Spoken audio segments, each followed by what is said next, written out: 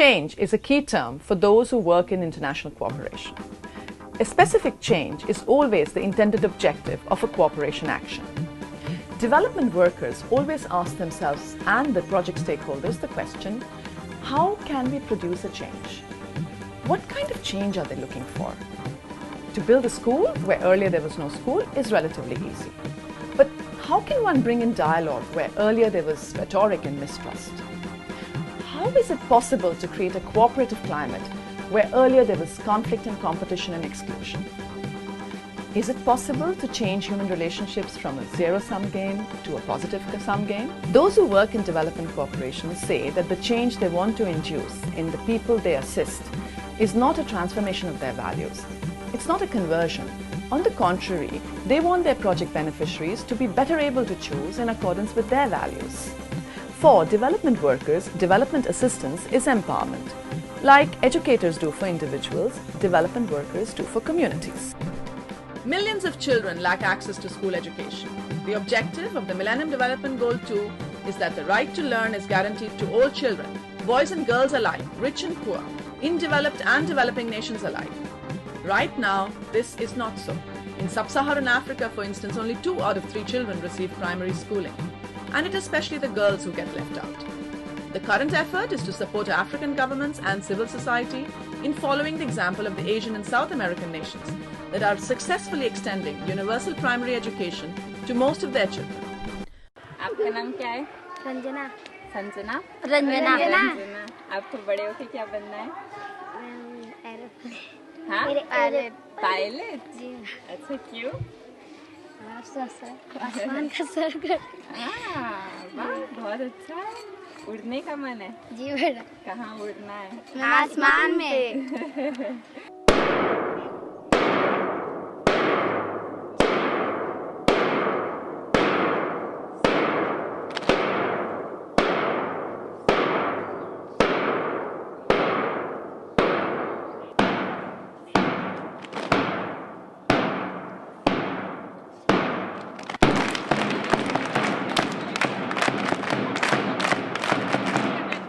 मैम हमको पुलिस बनना है। मैम आजकल देख रहे हैं कि लड़कियों का छोटे पे भी शादी हो जा रहा है। बच्चे छोटे ही रह रहे हैं तो माता पिता शादी कर दे रहे हैं गांव में, तो उसके लिए थोड़ा सा बताना होगा सबको। और फिर लड़कियां अगर पेट में ही रह रही हैं तो उसका ऑपरेशन करा दिया जा रहा है। अल्ट्रासाउंड करके लोग पता कर रहे हैं कि लड़की है कि लड़का हो रहा है, तो उससे खुशी हो रही है। लड़की हो रही तो उसे मार दिया जा रहा है अंदर ही, क्योंकि लड़कियों को सब लोग ज़्यादा पसंद नहीं करता है। मैडम वो लोग सोचते हैं कि लड़के रहेंगे तो हमारा नाम रोशन करेंगे और लड़कियां रहेंगी तो उनको ज़्यादा सोचते हैं कि लड़कियां रहेंगी तो उधर उन लोग की शादी होगी तो उन लोग के ससुराल वाले सामने सिर झुकाना पड़ेगा। लड़के रहेंगे तो और दहेज लेंगे और लड़कियों में दहेज देना पड़ेगा और उन लोग के सामने सर झुकाना पड़ेगा। लड़कों में तो हम लोग दहेज होगा। अगर लड़का है तो उसके शादी में दहेज मिलेगा, पैसा मिलेगा, खुशी रहेगी। और लड़कियों की शादी में तो लगाना पड़ता है, इसलिए बहुत लोग आज के ज़माने में ऐसा हो रहा है कि लड़की अल्ट्रासाउंड करके लड़के को मार दे रहा है। चिड़िया चिड़िया उड़ती जाए, चिड़िया चिड़िया उड़ती जाए, खुशी खुशी से गाना गाए, खुशी खुशी से गाना गाए। चिड़िया चिड़िया उड़ती जाए, चिड़िया चिड़िया उड़ती जाए, खुशी खुशी से गाना गाए, खुशी खुशी से गाना गाए। उसमें से एक चिड़िया उड़ गई, बाकी बचे 0।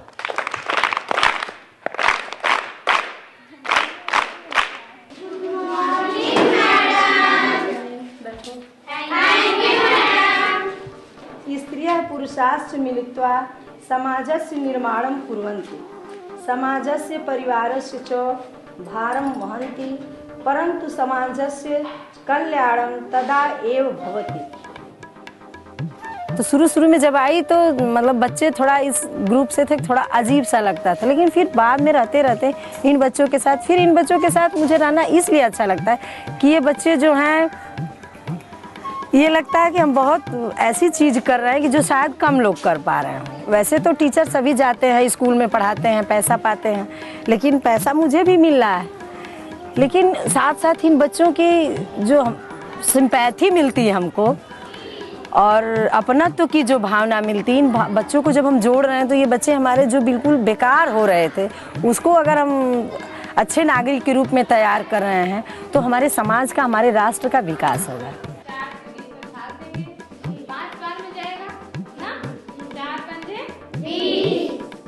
प्राइमरी में पढ़ते थे तो हमारा मन नहीं करता था उसमें पढ़ने का, उसमें पढ़ाई भी नहीं होती थी। बस मैडम सर आते थे, बैठकर कुर्सी पर फिर चले जाते थे। बच्चे चाहे मार करे, चाहे पीट करे, चाहे मरे, चाहे जो भी करे, सर नहीं बोलते थे सर मैडम। इसीलिए हम अपना घर पे हम घर पे ही रहते थे। एक दिन तब पेपर में निकला था तो मेरी बुआ एक है, वो आंगनबाड़ी में पढ़ाती है, वही हमको यहाँ पर लेकर आई, मेरा नाम लिखवाई यहाँ पर, तो हम पढ़ने लगे। एक ने सट से गो लुक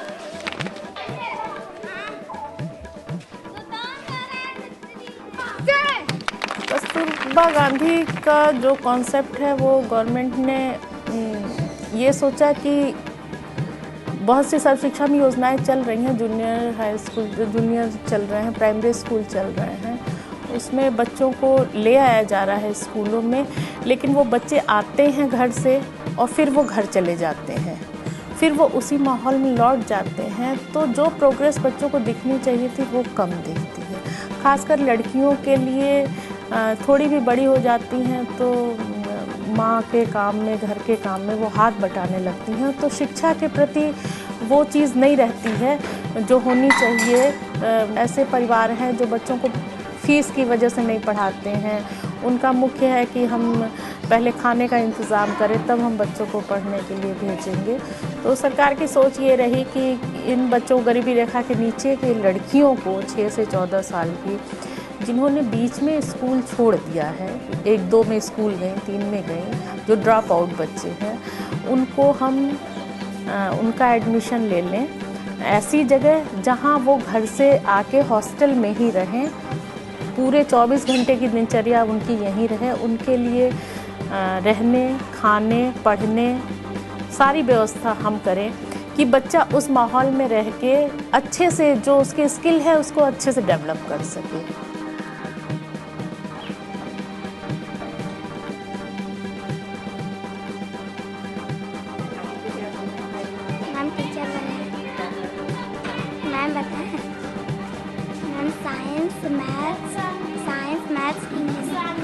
माँ बाप खुद इनके कहते हैं मीटिंग में कि बताइए ये बोलती नहीं थी, ऐसे नहीं करती थी, ऐसे जवाब दे देती है, मैं अगर ये काम करती हूँ तो मुझे ही ढंग सिखाती कि ऐसे नहीं वैसे करना है। तो खैर माँ बाप ये समझते हैं कि ये अच्छी चीज़ है, अगर बच्चे सीख रहे हैं, कर रहे हैं, तो बच्चे हमको भी सिखा रहे हैं और अपने खुद भी सीख रहे हैं, इनके लिए ये अच्छा है। माँ बाप भी खुश होते हैं देख करके कि हमारी बच्ची में इतना बदलाव हुआ कि जो कि मतलब सारे बच्चों में, बहुत सारे बच्चों में हमारे अगल बगल नहीं भी है, जो कि इनके लिए अच्छा है। माँ बाप भी ये भले जानते हैं, कहते हैं कि जैसे ये बाल विवाह का, ये जल्दी शादी का ही है कि हमारे आस पड़ोस में सब लोग कर देते हैं, कहते हैं कि नहीं करोगे अच्छा नहीं, ये तरह तरह की बातें फैलती हैं, लेकिन वो भी समझते हैं कि नहीं ये अच्छी चीज़ है। ठीक है, हमारी बच्ची पढ़ रही है तो हम नहीं करेंगे, हमारी बच्ची नहीं तैयार है कि दूसरे के कहने से क्या होता है। तो धीरे धीरे पेरेंट्स में भी बदलाव आ जाता है बच्चों के थ्रू।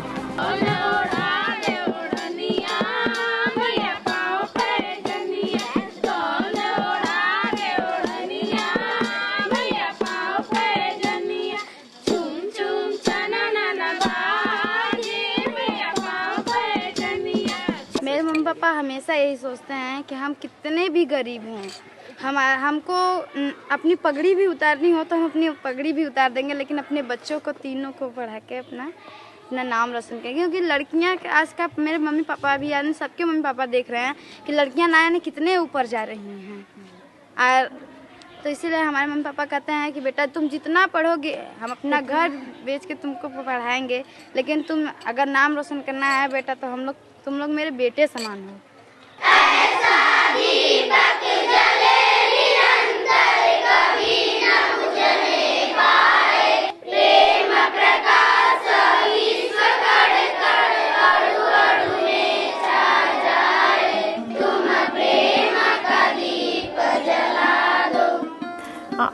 के ज़माने में शिक्षा के बिना सोचा नहीं जा सकता है, क्योंकि दुनिया में इतनी चीज़ें हो रही हैं, अगर आदमी कम से कम पढ़ा लिखा रहेगा तो कुछ भी कहीं उसको अगर मिल गया देखने, तो वो उतना तो देख समझ सकता है कि दुनिया में बहुत कुछ बिना पढ़े आज के ज़माने में, मतलब अपने विकास के लिए, साथ अपनी आर्थिक स्थिति के लिए, अपने परिवार के लिए, उसके साथ समाज और राष्ट्र के लिए भी पढ़ना सबसे ज़रूरी है।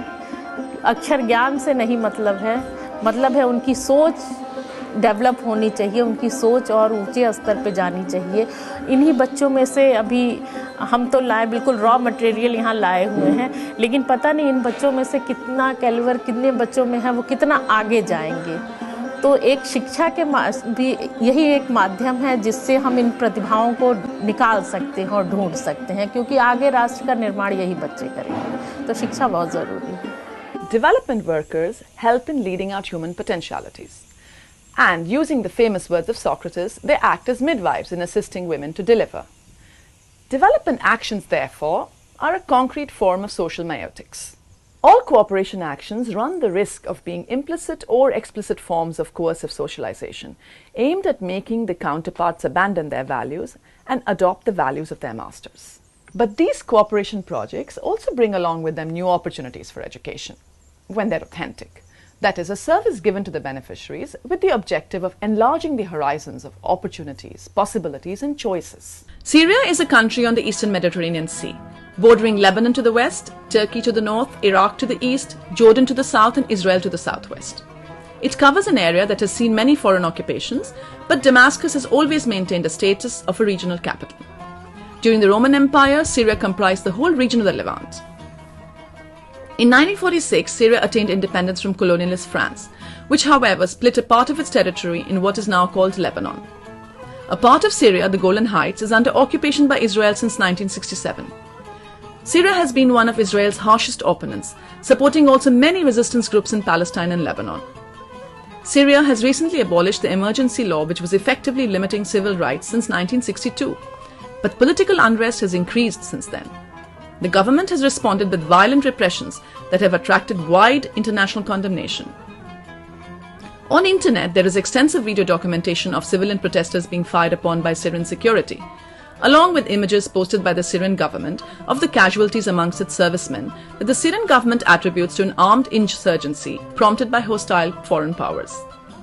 The Washington Post recently published the US State Department's secret records leaked in the WikiLeaks about US secret backing of Syrian opposition. The European Union has been the main donor in Syria, and in the last decades it has been assisting Syria in its efforts to improve the welfare of its population. However, the violent repression of political demonstrations has created a political gap. Bilateral government aid has been suspended, but cooperation with Syrian civil society remains in force. The big project that we do at the EU is an education support project that is sort of part of a wider UN support project for education. But it originally started with the EU once the Iraqi problem became a big emergency in 2007, in October 2007, and it was funded all the way through to 2012 to a sum of about €7 million. And it basically started with areas with large levels of Iraqi refugees, but subsequently that project has actually been extended out of into areas of northern Syria and much further than just Damascus. So it's a very great project. We rehabilitate schools, we supply new desks and great new supplies that UNICEF orchestrate the design of, and we hold open tenders and get lots of input, so it's really great. So rehabilitation of schools, and then what about rehabilitation of schools and sort of supply to schools, so that includes desks and active learning furniture. Okay. And also we do a lot with teacher training. Involves a lot of teacher training, which is part of our sort of collaboration with the Ministry of Education. And obviously we couldn't work here without either the EU or the Ministry of Education. Because the Ministry of Education, it's their show, absolutely. We were there to help them with the Iraqi refugee problem, and now that has been extended so that we have a sort of a model of education called the child-friendly school, which involves a form of teaching, and it involves community participation, it involves active learning supplies and all these sort of great things, and it really concentrates on the kids. on allowing the kid to be involved in the schools and allowing him to be part of his own education.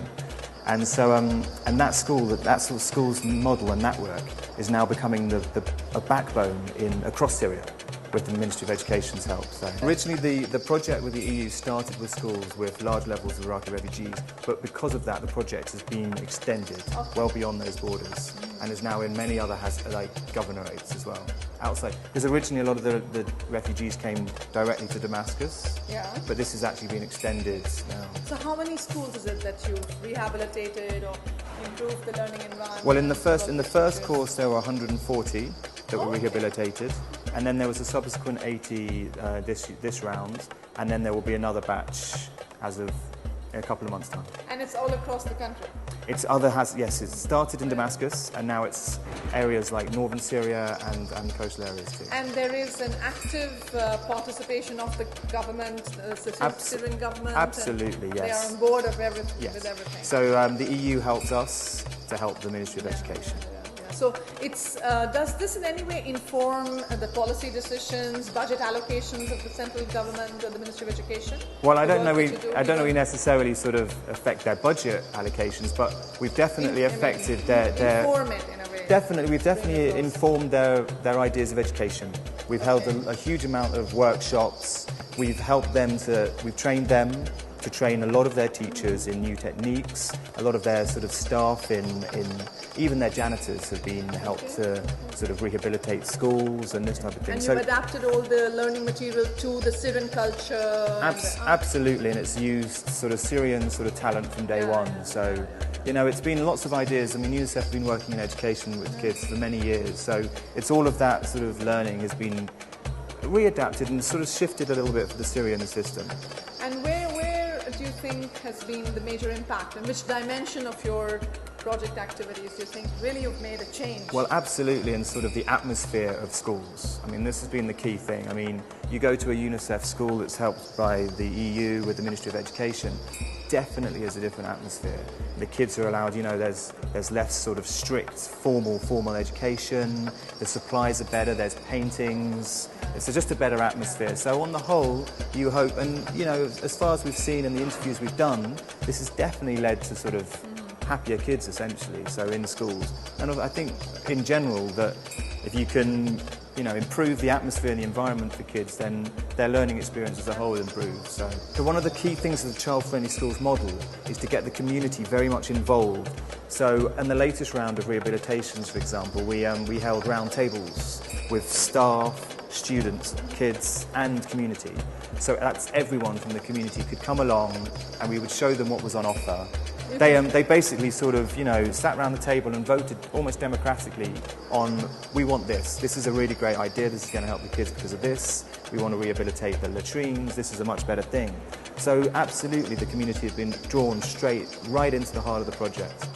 And do you think there are any challenges that you face that you think, I mean, the challenges that you probably are responding to and overcoming, but are there any of the major challenges? Well, I mean, obviously, a key concern is getting the community very much involved in their own schools, because one of the major issues with any project like this is sustainability. Yeah. And we can't sustain a project without the community being involved. So they have to be involved from day one, because otherwise they don't feel in touch with their own schools, and they might not even take their kids to school. But if the kids come back, they're happier, they're getting better education, and the parents are being involved with how that school is rehabilitated, then sustainability extends way beyond, you know, 2012, which is until where the project is actually funded now. So yeah, it definitely is about getting the community involved, and that has been one of our greatest struggles, but one of our greatest sort of triumphs now as well. So.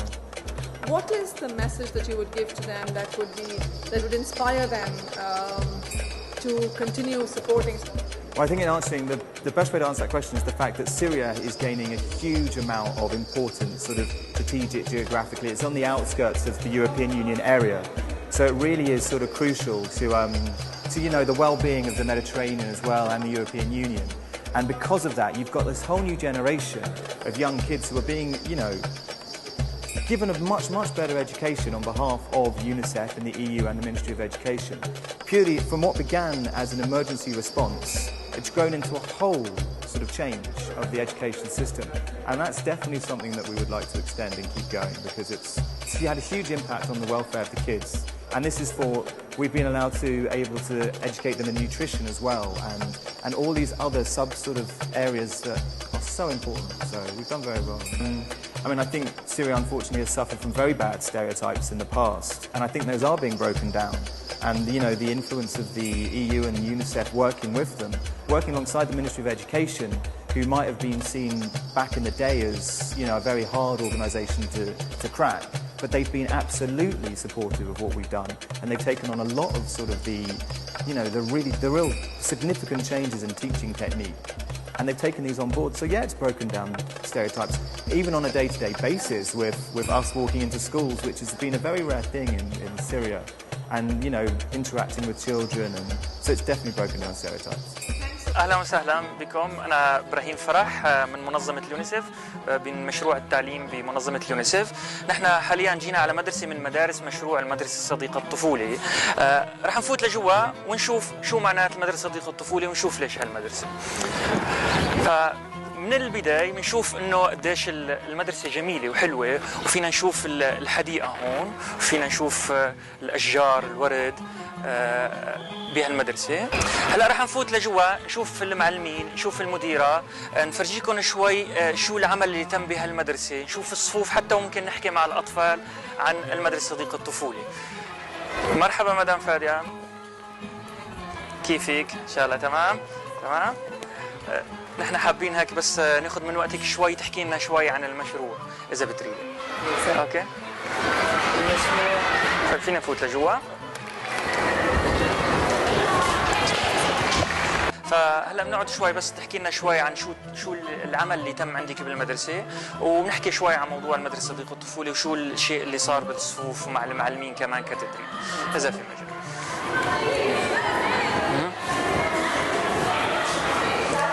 مرحبا، كيفكم؟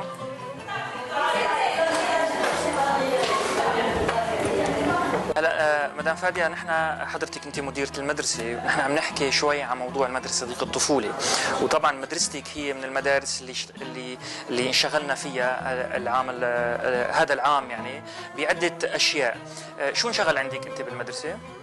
والله انشغل تم تحسين المدرسة من جميع النواحي. نعم.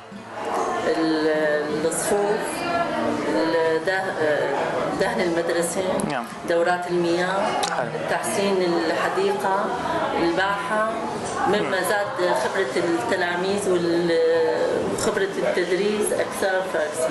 نعم، فإذا أنت مدرستك تم عمل تحسين البيئة المادية عندك بالمدرسة، كمان زودت ببعض التجهيزات، وحاليا المعلمين عندك عم يخضعوا لتدريب، بظن تدريب حول تعلم النشيط، وراح يتبع تدريب بعدة مواضيع معينة. فيك تحكي لنا بس شو الأثر اللي تم عندك أو اللي نتج عن هالعمل هذا؟ والله هذا العمل زاد خبرة المدرسين بالنسبة للتعليم. نعم. وبالنسبة للوسائل، بالنسبة حتى المجتمع، يعني المجتمع كثير صار إقبال على المدرسة من كثرة الدروس النموذجية اللي عم تنعطى من قبل اليونيسيف. نعم. طيب فينا هلا بعد اذنك انه شوي نفوت على الصف نشوفهم كيف. شكرا. اوكي، فانا خليني احكي لكم شوي عن المشروع بشكل عام. فمشروع المدرسة صديقة الطفولة هو مشروع مشترك بين وزارة التربية ومنظمة اليونيسف، وطبعا كمان لقينا دعم كتير كبير من الاتحاد الأوروبي لتمويل هذا المشروع والعمل بهذا المشروع. المشروع بلش من سنوات ماضية، من 2004 تقريبا تم عمل لتنفيذ هذا المشروع.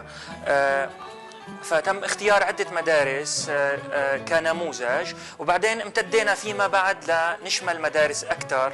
وهون بدأنا مثل ما بتعرفوا أنه بوجود الإخوة العراقية نوجد كثير من الأطفال العراقيين اللي دخلوا مدارس السورية. فإذا نحن بلشنا نشمل بالاتفاق مع وزارة التربية أنه نغطي بعض المدارس اللي فيها أعداد كبيرة من الأطفال العراقيين. فلذلك توسعنا بالمشروع بعدة مناطق بسوريا. تقريبا عم نشتغل ب9 محافظات نحن. هلا خلينا نشوف شو معنات المدرسة صديق الطفولة. شو يعني صديق الطفولة؟ هلا طبعا كل المدارس موجودة، كل المدارس بتمنى تكون صديق الطفولة، بس شو بنهدف بكلمة صديق الطفولة؟ انه هي المدرسة اللي بتكون محببة ومحببة وهادفة للأطفال، بأنه تهتم بكافة احتياجاتهم، من التربوية طبعا أهم شيء والتعليمية، وكمان في احتياجات أخرى للطفل. فإذا هي المدرسة اللي بترعى الطفل واحتياجاته وميوله بمختلف أشكالها، واللي هي بتكون المكان المحبب اللي بيلاقي فيه الطفل حاجته من حنان، من حب، من عطف، خاصة وقت بيترك أهله بالمراحل الأولى. فهلا نحن بنشوف كمان شو النواحي التربويه اللي بتعطيها المدرسه صديق الطفوله، من تعلم نشط، من تعامل جاذب ومحبب للطفل. فبدا التعليم فيه بفكره مدرسه صديق الطفوله انه هو التعليم يكون مركز حول الطفل، فاذا الطفل هو الاساس. هلا رح نفوت نحن على الصف ورح نشوف نموذج لصف تعلم نشط. ما رح احكي كثير عنه، خلينا ناخذ صوره ونشوف نشوف المعلمه ونشوف الاولاد وبنحكي بعدها. فتفضل.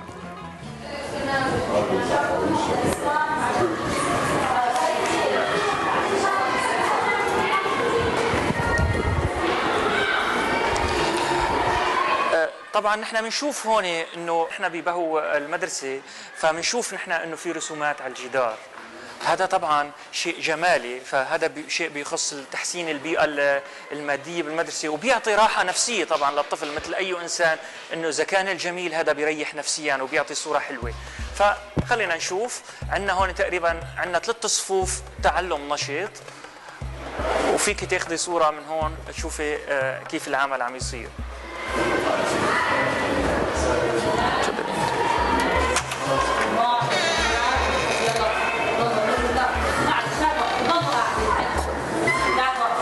تفضلي انت.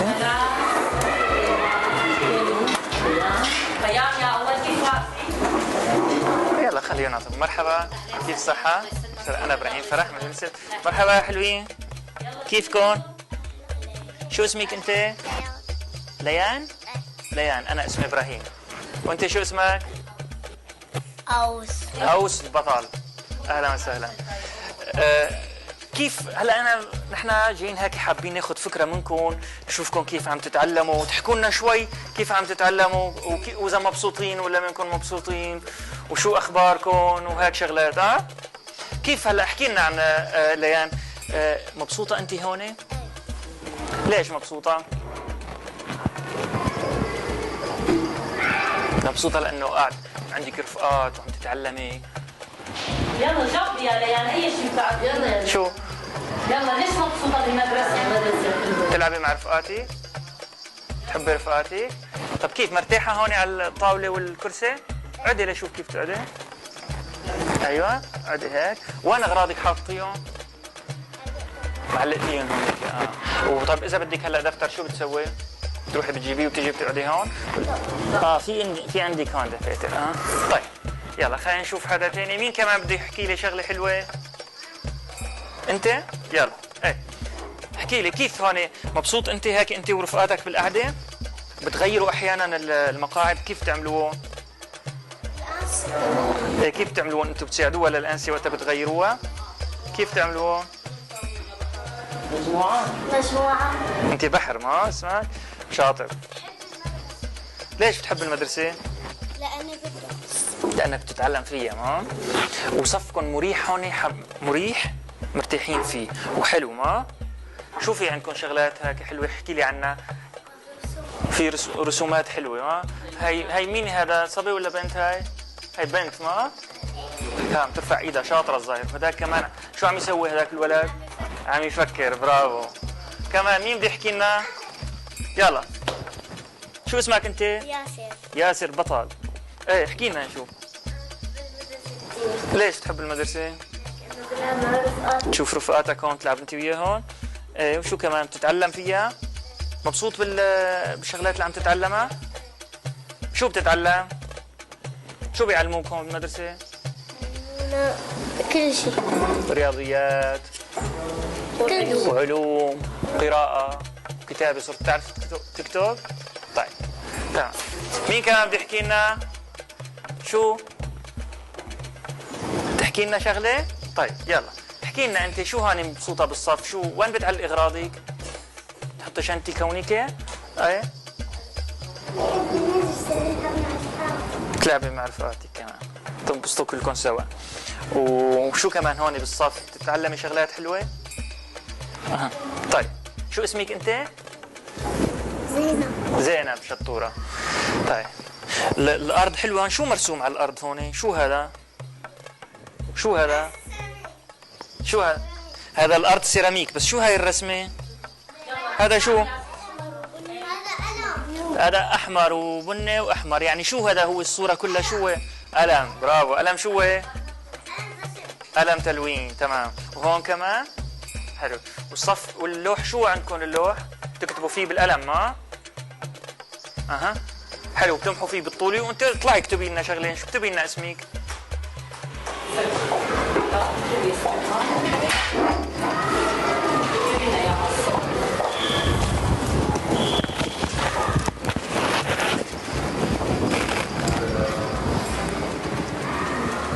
ايه رينا يا لشوف يمان. حلو. فانت بطولة. طيب ومسحيه نشوف كيف تمسحيه. بيروح هذا؟ برافو. ها بيروح. تمام. حلو. طيب يلا شكرا لك.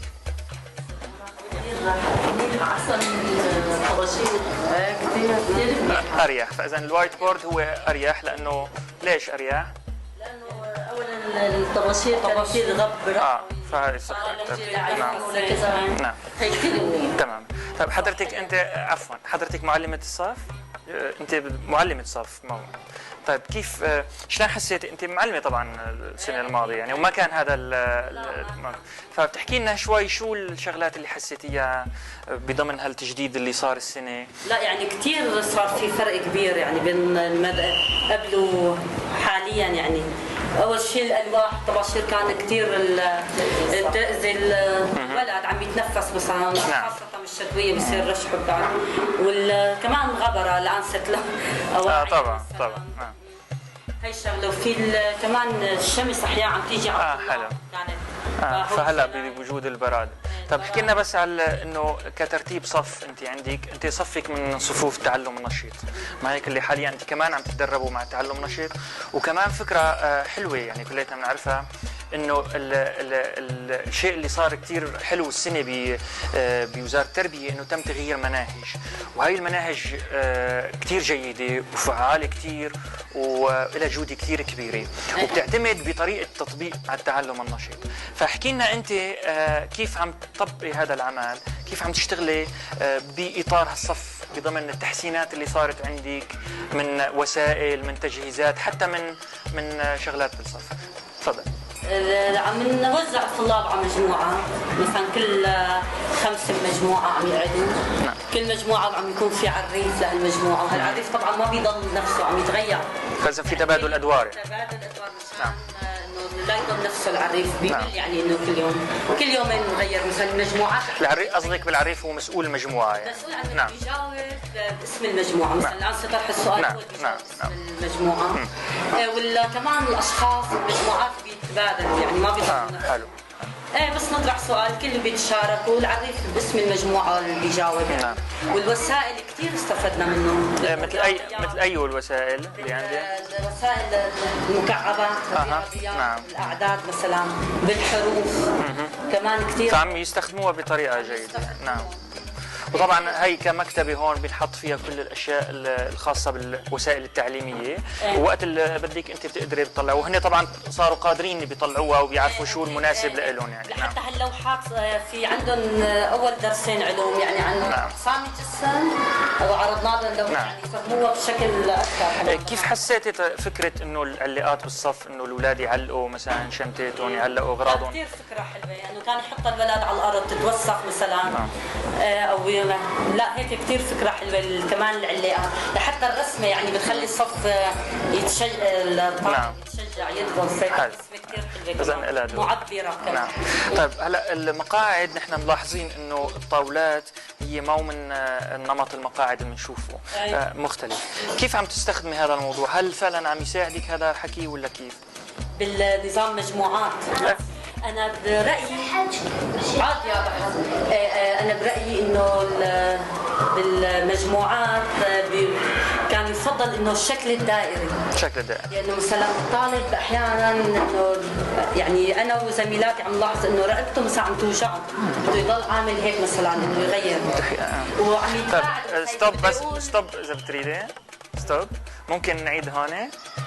ممكن تشرحي لنا بس انه هاي التجهيزات طبعا مثل ما شايفين نحن انه تجهيزات مختلفه وجديده شوي مختلفه عن المقاعد العاديه اللي كانت، فكيف عم تستخدموا هذا الوضع وشو الاثر اللي عم تتركوا؟ هل فعلا عم تستفيدوا منه مليحه الطريقه ولا كيف؟ لا اكيد عم نستفاد، يعني الولد كان بالمقاعد يقعدوا كل ثلاثه مع بعض. نعم. هالشيء كان يعيق يعني عمليه الكتابه. نعم. الولد كتابته خطه ما عم يكون الشكل يعني بالشكل الصحيح، هون كل طالب صار يحس له شخصيته. تمام.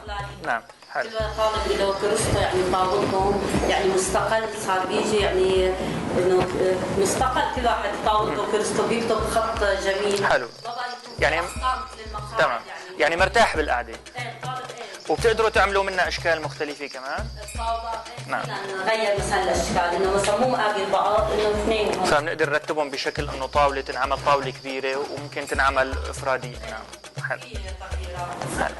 فاذا مثل ما لاحظنا جوا بالصف التعلم النشط اللي هو السنه الاولى نحن اللي بنبلش طبعا بهذا النمط من تعلم النشط، لاحظنا بعض الاشياء الجميله فعلا بالصف اللي هو انه كيف فعلا المعلمه عم تعتمد على الطلاب انه هن الاساس بالعمليه التعليميه، وشفنا كيف كمان وجودهم بالصف من مقاعد، من تجهيزات، من حتى من وسائل تعليميه، انه كيف قعدتهم بيقعدوا بيشاركوا. فاذا العمل عم يكون عمل جماعي يعتمد باساسه على الطالب، على التلميذ اللي هو اساس العمليه التعليميه.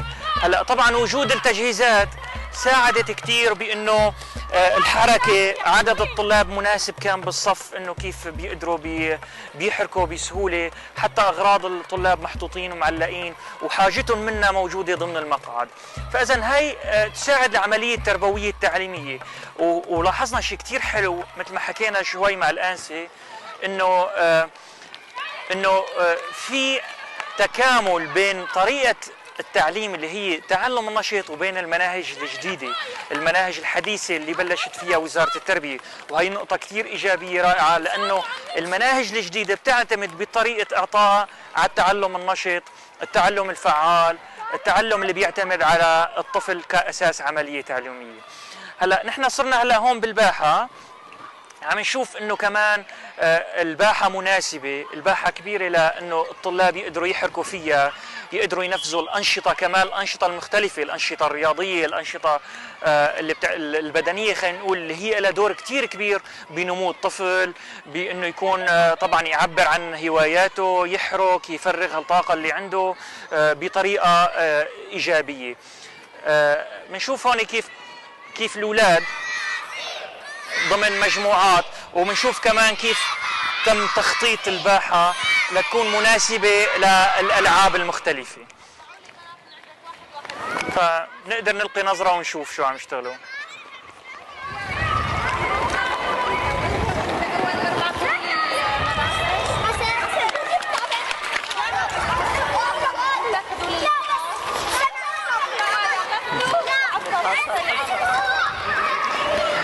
هلا طبعا انتهى الدرس، هن عم يضبوا اغراضهم وعم يرجعوها على الصف.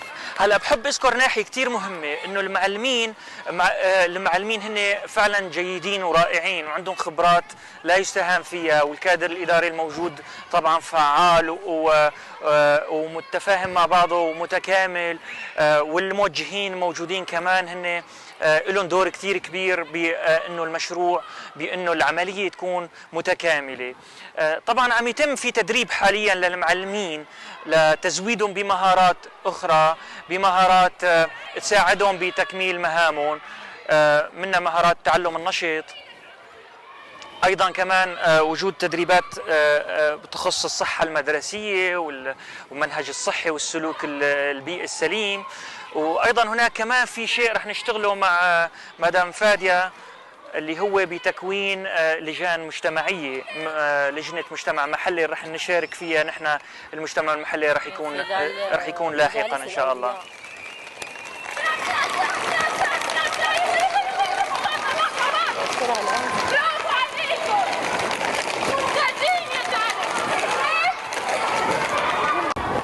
فإذا شفنا نموذج عن التعامل بالدرس التربية الرياضية. هلا رح نروح لهونيك شوي على الزاوية ونشوف العمل اللي تم حول دورات المياه والمشارب المياه. طبعا زاد عدد المشارب عندك يمكن، ما هيك؟ هذا شو ساعد؟ حسنوا المنظر، حسنوا نعم. زاد عدد الحنفيات، فهذا سهل انه الاولاد وقت بيجوا بيشربوا ما بيكون في تدافع. نعم. حمامات. نعم. صار تحديث بالحمامات بشكل كثير افضل. نعم، حلو. فاذا صار في تسهيلات اكثر للاولاد وقت الفرصه انه يقدروا يفوتوا على التواليت باريحيه، يقدروا يروحوا يشربوا ويروحوا يغسلوا كمان. طبعا انا بعرف انه كل ولد عندكم يمكن معه كاسته الخاصه هو بيعبيها وبيشرب كمان مشان معقمات وصابون. نعم. وحتى عملوا دورة مياه انه ترجع المي تتكرر. دواره مشان تتكرر. طبعا مشان بركي بتسكري حنفيات، مشان طبعا كمان نستفيد من المي اللي عم تنهدر بانه تستخدم بالتواليت، ما هيك؟ فاذا هون بنشوف. نعم. فاذا الحنفيات جيده طبعا.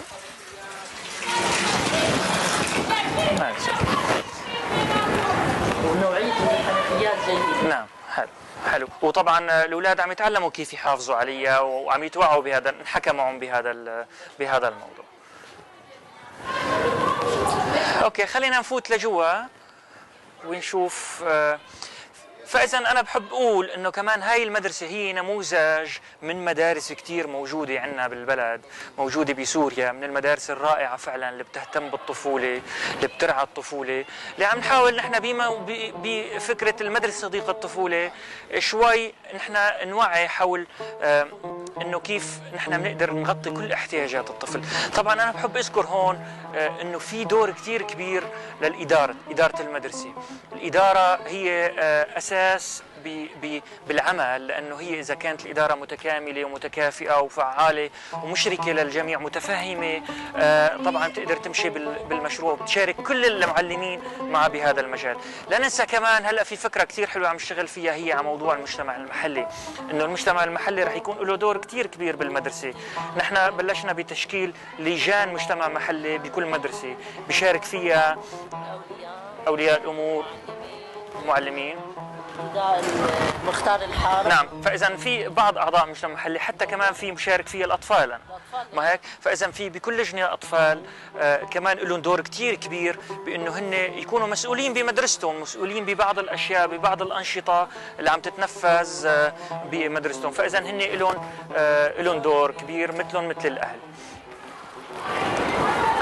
شكرا كثير لك مدام فادية، الله يعطيك العافية ونتمنى لك دائما التوفيق. وطبعا التدريب دائما بمرحلة مستمرة، هلا نحن مستمرين خلال هالفترة. كثير عم نستفيد من هالتدريب، خاصة جمعة وسبت كثير. فإذا عم يكون هو جمعة سبت وقت العطلة. نعم.